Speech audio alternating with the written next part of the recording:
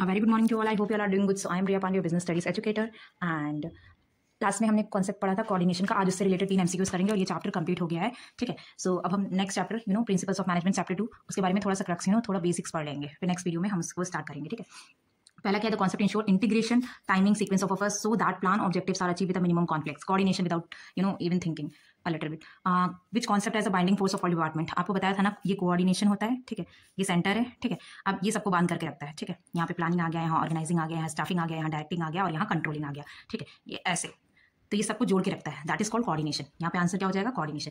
Next वाला question आप लोग खुद से करेंगे अपना। ठीक है, चैप्टर 3 इसमें कॉन्सेप्ट्स ऑफ मैनेजमेंट आपको बताना है एंड उसके 3 फीचर्स बताने हैं इसमें से देख के। ठीक है, सो नेक्स्ट चैप्टर आता है हमारा principles of management. And one more thing, if you are finding my videos helpful, kindly like and subscribe my channel so that I can get motivated toward making new videos. So अब आते हैं principles of management के बारे में।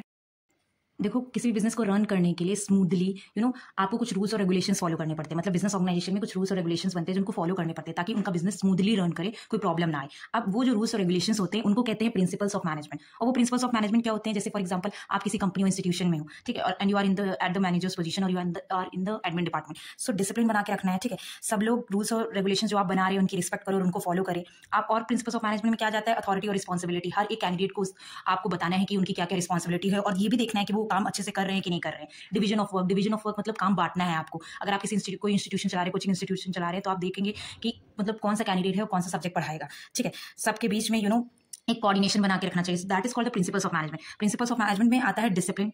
ठीक है, आपको देखना है कि आपके ऑर्गेनाइजेशन का डिसिप्लिन कैसा है। ठीक है, दूसरा आप क्या देख सकते हैं, अथॉरिटी और रिस्पॉन्सिबिलिटी। आपको काम डिवाइड किया गया है और देखना है वो काम अच्छे से हो रहा है कि नहीं हो रहा है। ठीक है, डिवीजन ऑफ वर्क। ठीक है, that is called the principles of management. मतलब वो रूल्स और रेगुलेशंस ऑर्गेनाइजेशन में फॉलो हो रहे हैं नहीं, ये चैप्टर के बारे में है पूरा। ठीक है, हैं nature, feature and characteristics of management principle. अब मैनेजमेंट प्रिंसिपल्स के फीचर क्या होते हैं। सो पहला वन है यूनिवर्सल एप्लीकेशन। यूनिवर्सल एप्लीकेशन या परवेसिव का मतलब क्या है कि जो मैनेजमेंट प्रिंसिपल्स हैं, ऐसा नहीं है कि कोई बड़ी ऑर्गेनाइजेशन है सिर्फ उसी में फॉलो करे। डजंट मैटर कि आपका बिजनेस साइज क्या है, आपका ऑर्गेनाइजेशन छोटा है, बड़ा है, किस टाइप का है, डजंट मैटर, सारी जगह ये फॉलो होता है प्रिंसिपल्स ऑफ मैनेजमेंट। अब फिर वो चाहे किसी भी टाइप का ऑर्गेनाइजेशन हो, ठीक है, कोई भी साइज हो, कोई भी नेचर हो, सारी जगह। मतलब डिवीजन ऑफ वर्क, डिवीजन, मान लो आपने कोई भी कंपनी खोली है तो डिवीजन ऑफ वर्क जो है वो डिपेंड करता है क्या कि कोई लार्ज ऑर्गेनाइजेशन है वही फॉलो करती है, small business organisation division of work नहीं। Even the government offices also follow the division of work. मतलब काम को कैसे डिवाइड करना है कैंडिडेट्स के बीच में, एम्प्लॉयज के बीच में, वो हर जगह फॉलो होता है। ठीक है, अभी आपको पता है management principle division of work होता है। अब वो प्राइवेट कंपनी हो, हॉस्पिटल हो, स्कूल हो, क्लब हो, everywhere only the degree of specialisation vary from organisation to organisation. Specialisation so universal applicable है, जो मैनेजमेंट प्रिंसिपल है वो यूनिवर्सली एप्लीकेबल है।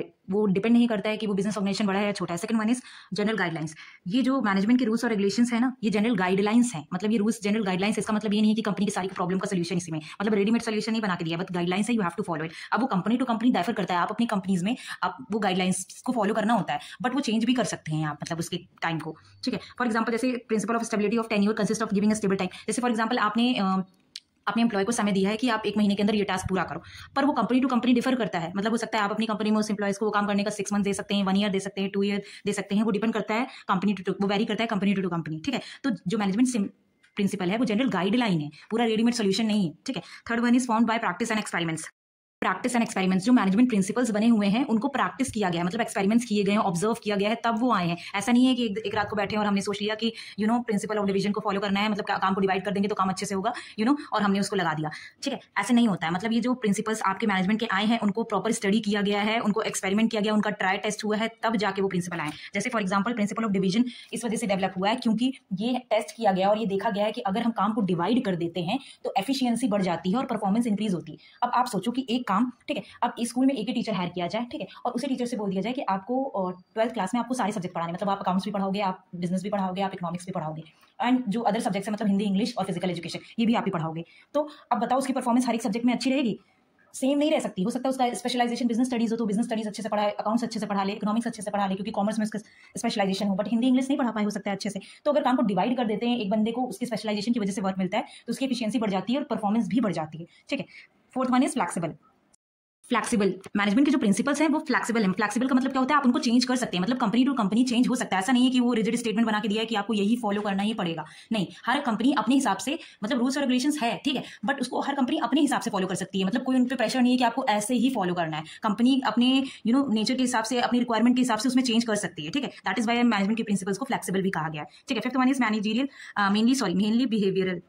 कॉज एंड इफेक्ट रिलेशनशिप का मतलब ये है कि अगर आप किसी ऑर्गेनाइजेशन में कोई प्रिंसिपल लगाते हो तो ये बताता है, एग्जैक्टली तो नहीं बताता, बट हाँ ये एक एस्टिमेट करके बता देगा कि अगर आप ये प्रिंसिपल्स का प्रयोग करोगे अपनी ऑर्गेनाइजेशन में तो उसका ये इफेक्ट हो सकता है, उसका ये कॉन्सिक्वेंसेस हो सकता है। तो ये आइडिया दे देता है, ठीक है। कंटीजेंट मतलब होता है कि जो मैनेजमेंट के प्रिंसिपल्स हैं वो कंटीजेंट है, मतलब वो चेंज होते हैं, it depends upon the companies और सिचुएशन, ठीक है। जैसे फॉर एग्जांपल जो टीम स्पिरिट है, ठीक है, team spirit, principle of team spirit is very important for an organisation. जैसे फॉर एग्जांपल अगर कोई ऐसी ऑर्गेनाइजेशन है जो टीम में काम करती है, ठीक है, जहाँ पे ग्रुप ऑफ पीपल एक साथ ही परफॉर्म करते हैं, तो वहाँ पे टीम स्पिरिट का कॉन्सेप्ट फॉलो होता है, ठीक है। बट अगर कोई ऐसी कंपनी है जहाँ पे सब लोग इंडिविजुअली अलग अलग परफॉर्म करते हैं, तो वहाँ पे टीम स्पिरिट का कोई मतलब नहीं होता है, ठीक है। तो इट डिपेंड्स, ठीक है, चेंज होता रहता है। तो कंटीजेंट मैनेजमेंट प्रिंसिपल्स को इस वजह से बोला गया है क्योंकि मे और मे नॉट हैपन, ठीक है, अगर कंपनीज की सिचुएशन पर डिपेंड करता है।